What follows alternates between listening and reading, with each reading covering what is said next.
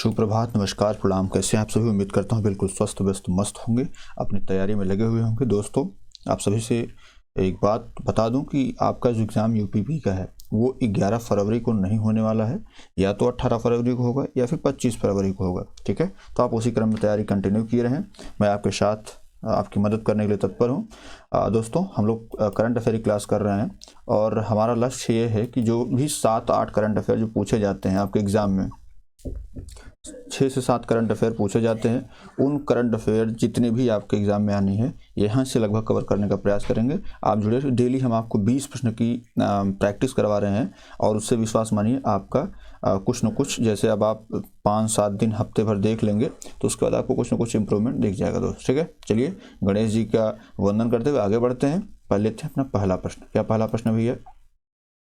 जून 2023 में प्रसिद्ध एथलीट नीरज चोपड़ा ने कितने मीटर भाला फेंक कर लुसाने के डायमंड लीग 2023 को जीता? बेहद इंपॉर्टेंट क्वेश्चन है। नीरज चोपड़ा भाला फेंक दिवस, आप कमेंट करेंगे भाला फेंक दिवस कब मनाया जाता है। देखिए है क्या कि इसमें नीरज चोपड़ा चर्चा में रहे हैं। ठीक है, तो बताइए। Option A 86.44 metre, option B 87.66 metre, option C है 88.65 मीटर, ऑप्शन डी है 89.53 मीटर। ठीक है दोस्त, तो बताइए नीरज चोपड़ा जो है जब ये जीते थे उसी वक्त भाला फेंक दिवस मनाया जाना शुरू हुआ था। तो ऑप्शन बी क्या है इसमें राइट आंसर है। क्या भैया?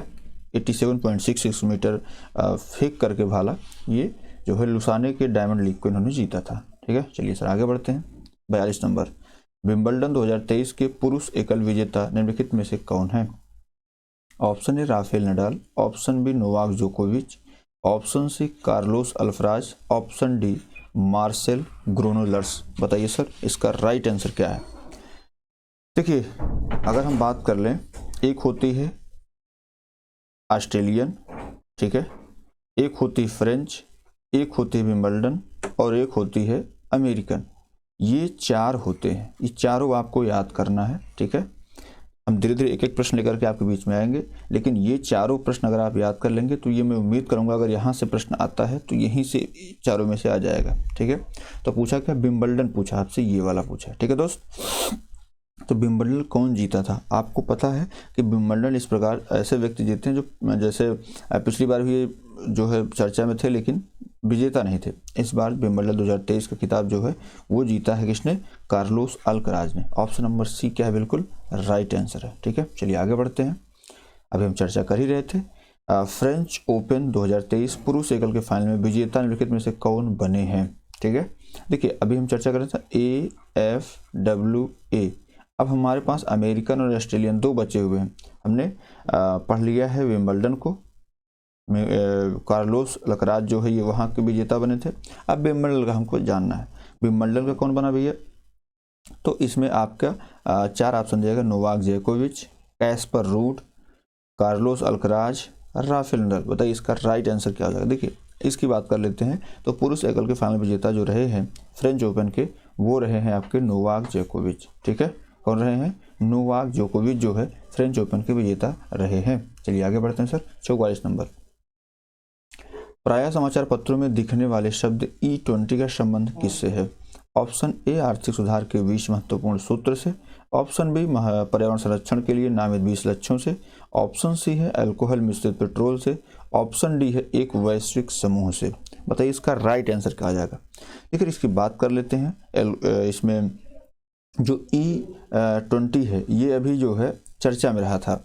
ठीक है, तो ये चर्चा में रहा था। ये इसका संबंध किससे है? अल्कोहल मिश्रित पेट्रोल से। किससे है? अल्कोहल मिश्रित पेट्रोल से दोस्त। ठीक है, चलिए आगे बढ़ते हैं सर।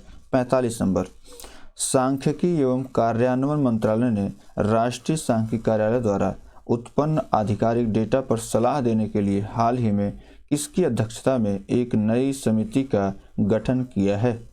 ये महत्वपूर्ण प्रश्न है। अगर आप समीक्षा अधिकारी की तैयारी कर रहे हैं, यूपीपी के अकॉर्डिंग तो ऐसे प्रश्न नहीं आते हैं। यूपीपी में आपके 1 लाइन प्रश्न ज़्यादा आते हैं, मतलब जैसे ऐसे पूछ लिया, सीधे डायरेक्टली पूछ लेता है, इतनी कहानी नहीं सुनाता है। लेकिन अगर आप समीक्षा अधिकारी या सहायक समीक्षा अधिकारी की तैयारी कर रहे हैं तो आपको ये भी पढ़ना पड़ेगा। ऑप्शन ए है पी चिदम्बरम, ऑप्शन बी है निर्मला सीतारमण, ऑप्शन सी है उर्जित पटेल, ऑप्शन डी है प्रणव सेन। बताइए इसका राइट आंसर क्या हो जाएगा दोस्त?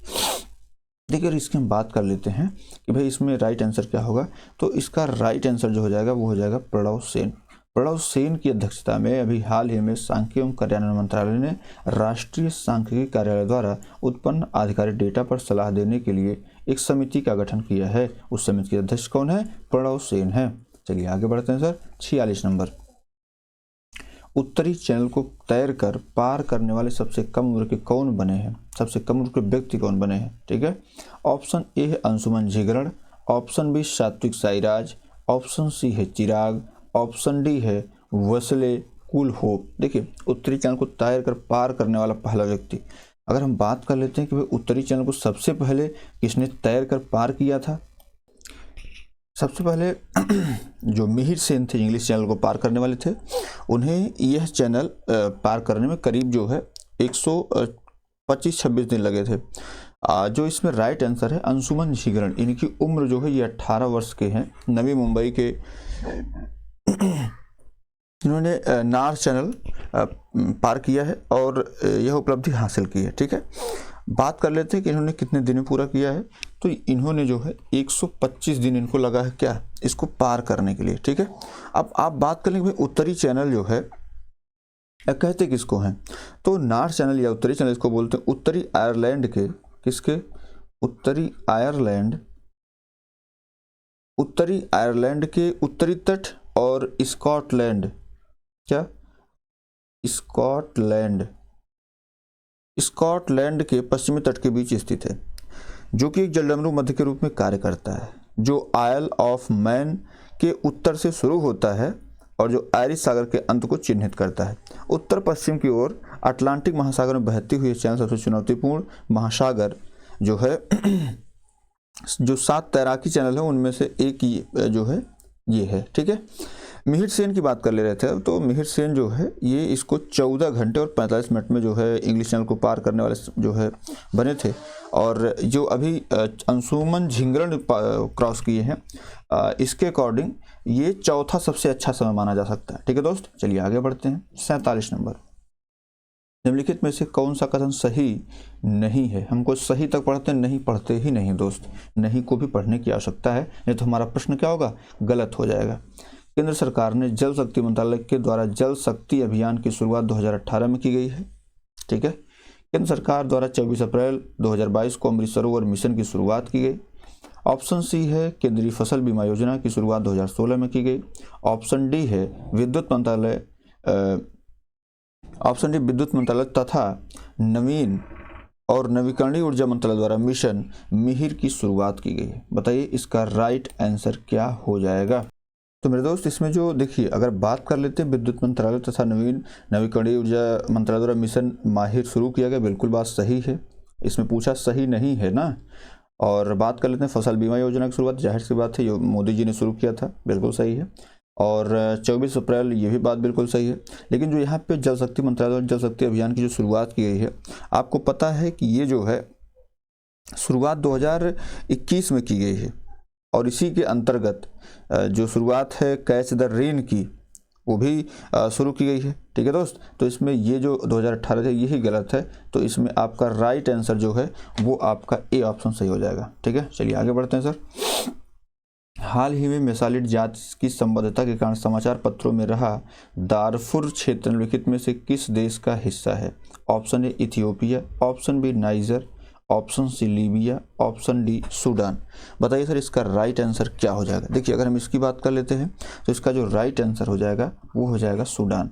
सूडान जो है अभी चर्चा में रहा जो मसालिट जाति से संबद्धता के कारण। ठीक है, तो इसमें राइट आंसर सूडान हो जाएगा, मसालिट सूडान। 49 नंबर, निम्नलिखित में से कौन सा विकल्प सही सुमेलित नहीं है? ऑप्शन ए नेल्सन मंडेला अंतर्राष्ट्रीय दिवस 19 जुलाई, ऑप्शन बी विश्व प्राकृतिक संरक्षण दिवस 28 जुलाई, ऑप्शन सी विश्व बाघ दिवस 29 जुलाई, ऑप्शन डी अंतर्राष्ट्रीय प्लास्टिक बैग मुक्ति दिवस 3 जुलाई। बताइए सर इसका राइट आंसर क्या हो जाएगा? दिवस आपसे पूछा ही जाता है। ठीक है दोस्त, इसका जो राइट आंसर हो जाएगा वो हो जाएगा आपका ऑप्शन नंबर ए। क्या हो जाएगा? ए। नेल्सन मंडेला अंतर्राष्ट्रीय दिवस जो है ये 19 जुलाई को नहीं मनाया जाता, बल्कि कब मनाया जाता है? 18 जुलाई को। कब? 18 जुलाई को मनाया जाता है। ठीक है दोस्त, तो इसमें ऑप्शन नंबर ए क्या है, बिल्कुल राइट है। चलिए आगे बढ़ते हैं सर। हाल ही में किसके द्वारा भारत जलवायु ऊर्जा डैशबोर्ड 3.0 को जारी किया गया है? ऑप्शन ए नीति आयोग, ऑप्शन बी केंद्रीय वन पर्यावरण जलवायु मंत्रालय द्वारा, ऑप्शन सी राष्ट्रीय मौसम संगठन, ऑप्शन डी उपयुक्त सभी के संयुक्त प्रयास से। बताइए सर इसका राइट आंसर क्या हो जाएगा। देखिए हम इसकी बात कर लेते हैं कि भारत जलवायु ऊर्जा डैशबोर्ड की बात हो रही है। ऊर्जा डैशबोर्ड की बात जो हो रही है इसमें नीति आयोग क्या है, बिल्कुल राइट आंसर है, ऑप्शन ए क्या सही है। ठीक है, चलिए आगे बढ़ते हैं। 51 नंबर, हाल ही में भारत अफ्रीकी समृद्धि साझेदारी पर 18वें CII एग्जिम बैंक कॉन्क्लेव का आयोजन कहाँ किया गया? Option A Nairobi Kenya, option B Dakar Senegal, option C Nai Delhi Bharat, option D Geneva Switzerland. एक बात बताऊं आपको कि जब आप इसको पढ़ रहे होते हैं तो आपको देश और उसकी राजधानी जरूर पढ़ लेना होता है। उत्तर प्रदेश पुलिस के एग्जाम में आपके 2 प्रश्न फिक्स हो जाएंगे अगर आपने राजधानी, मुद्रा दोनों पढ़ ली है देश की। ठीक है, चलिए इसमें देखिए अगर बात कर लेते हैं, इसमें जो अभी मीटिंग संपन्न हुई है जो ये हुई है नई दिल्ली भारत में। कहाँ पे? नई दिल्ली भारत में। ऑप्शन सी क्या है, बिल्कुल राइट आंसर है। ठीक है, चलिए आगे बढ़ते हैं सर। हालिया जारी एक रिपोर्ट के अनुसार सर्वाधिक पर्यटकों द्वारा पसंद किया जाने वाला भारत का शहर कौन सा है? Option A Agra Uttar Pradesh, option B राष्ट्रीय राजधानी Nai Delhi, option C Mumbai Maharashtra, option D Udaipur Rajasthan. बताइए सर इसका राइट आंसर क्या हो जाएगा। देखिए हम इसकी बात कर लेते हैं कि भाई अभी जो रिपोर्ट जारी हुई है उसमें सर्वाधिक पर्यटक द्वारा पसंद किया जाने वाला, तो इसमें सर्वाधिक पर्यटन जो है ये आपका option number D Udaipur Rajasthan जो है ये सर्वाधिक पसंद किया जाने वाला स्थान रहा है। ठीक है, क्या सबसे सर्वाधिक पसंद किया जाने वाला जो स्थान है वो उदयपुर राजस्थान रहा है। ठीक है दोस्त, चलिए आगे बढ़ते हैं। 53 नंबर, बेहद इंपॉर्टेंट प्रश्न है, इसको आप मोस्ट इंपॉर्टेंट लिख लीजिएगा। हेनले पासपोर्ट इंडेक्स 2023 के संदर्भ में सही कथन है, सही नहीं हम इसे पढ़ना है, सही कथन है। ऑप्शन ए, इस सूचकांक में भारत को 80वां स्थान प्राप्त हुआ है। ऑप्शन बी है, इस सूचकांक में प्रथम स्थान सिंगापुर को तथा द्वितीय स्थान जर्मनी को प्राप्त हुआ है। ऑप्शन सी केवल ए सही है, ऑप्शन डी ए और बी दोनों सही हैं। बताइए इसका राइट आंसर क्या हो जाएगा दोस्त।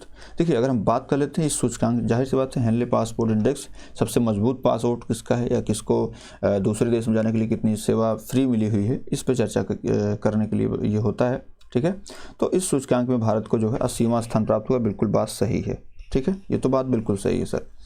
इस सूचकांक में प्रथम स्थान सिंगापुर को तथा द्वितीय स्थान जर्मनी को प्राप्त हुआ, ये भी बात बिल्कुल सही है। तो इसमें देखिए आपका ऑप्शन नंबर डी क्या है, बिल्कुल सही होता है, ए और बी दोनों सही हैं। ठीक है, चलिए आगे बढ़ते हैं सर। 54 नंबर, क्या भैया, हाल ही में किसे अंतर्राष्ट्रीय वित्तीय सेवा केंद्र प्राधिकरण के नए अध्यक्ष के रूप में नियुक्त किया गया है?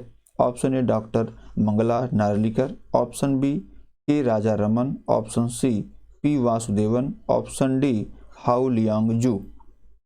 बताइए सर किसको अंतर्राष्ट्रीय वित्तीय सेवा केंद्र प्राधिकरण का नया अध्यक्ष नियुक्त किया गया है? ये महत्वपूर्ण प्रश्न है, ये एग्जाम में पूछा भी जा चुका है। ठीक है, चलिए बताइए इसका राइट आंसर क्या हो जाएगा। इसका राइट आंसर हो जाएगा के Raja Raman, option number B क्या है, बिल्कुल राइट आंसर है। ठीक है, चलिए देखिए डेली हम आपको 20 प्रश्न कराते हैं, 20 प्रश्न कराते हैं मिनिमम समय लेकर के, आपका ज़्यादा समय नहीं लेते हैं। ये प्रयास है कि करंट अफेयर देखिए बहुत ज़्यादा डीपली जाके आप पढ़ेंगे उससे कोई फायदा नहीं होने वाला है। आप उतना पढ़िए जितना आपके एग्जाम में आता है। करंट अफेयर अलग से आता है, स्टैटिक आप अलग से पढ़ लें, लूसेंट आपके पास होगी, लूसेंट या किसी भी बुक से आप विविध पढ़ सकते हैं। ठीक है दोस्त, चलिए आगे बढ़ते हैं। हाल ही में किस व्यक्ति को कनाडा के मॉन्ट्रियल में स्थित अंतर्राष्ट्रीय नागरिक उड्डयन संगठन के परिषद में भारत का प्रतिनिधि नियुक्त किया गया है? Option A Angshumali Rastogi, option B Shefali Juneja, option C Amarendu Prakash, option D Sanjay Swarup. बताइए इसका राइट आंसर क्या हो जाएगा। देखिए बात कर लेते हैं इसकी मॉन्ट्रियल अंतर्राष्ट्रीय नागरिक जो अभी संपन्न हुआ मॉन्ट्रियल में, कनाडा के मॉन्ट्रियल में,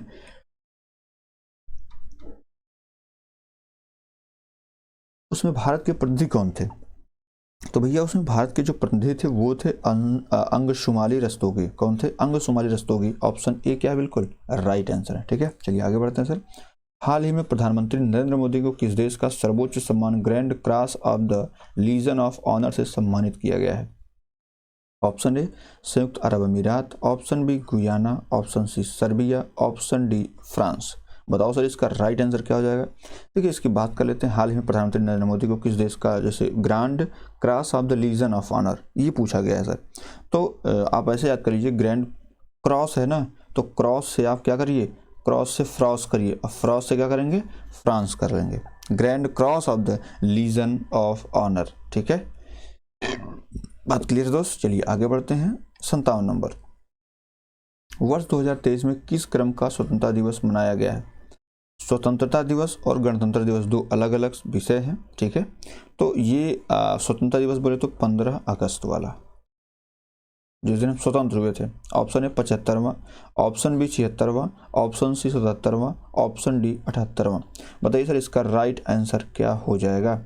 ये तो आपका हो सकता है आपके एग्जाम में सीधे सीधे पूछ ले। ठीक है, तो दोस्त इसका जो राइट आंसर हो जाएगा वो हो जाएगा 77, 77वां।